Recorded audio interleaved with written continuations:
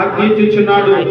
తూర్పు దిక్కు మొదలుకొని పడమటి దిక్కు వరకు భూనివాసులను రమ్మని ఆయన పిలుచుచున్నాడు.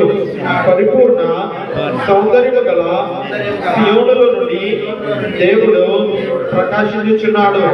మన దేవుడు వేంచేయుచున్నాడు. ఆయన మౌనముగా ఉండడు. ఆయన ముందర అగ్ని మండుచున్నది.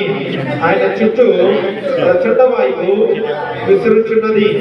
ఆయన తన ప్రజలకు న్యాయము తీర్చుటకై బలియార్పణ చేత నాతో నిబంధన చేసుకుని నా భక్తులను నా యొద్దకు సమకూర్చుడని మీది ఆకాశమును భూమిని పిలుచుచున్నాడు.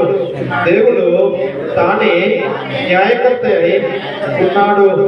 ఆకాశము ఆయన నీతిని తెలియజేయుచున్నది. నా జనులారా, నేను మాట్లాడబోచున్నాను, ఆలకించుడి. ఇశ్రాయేలు ఆలకింపుము. నేను దేవుడను, నీ దేవుడను. నేను నీ మీద సాక్ష్యము పలికెదను. నీ బలుల విషయమై నేను నిన్ను గద్దించడం లేదు. నీ దహన బలులు నిత్యము నా ఎదుట కనబడుచున్నవి.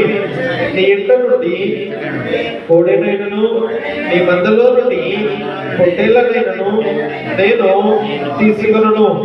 అడవి మృగములన్నయు 1000 కొండల మీది పశువులన్నయు నావే కదా. కొండలలోని పక్షులన్నిటినీ నేనెరుగుదును.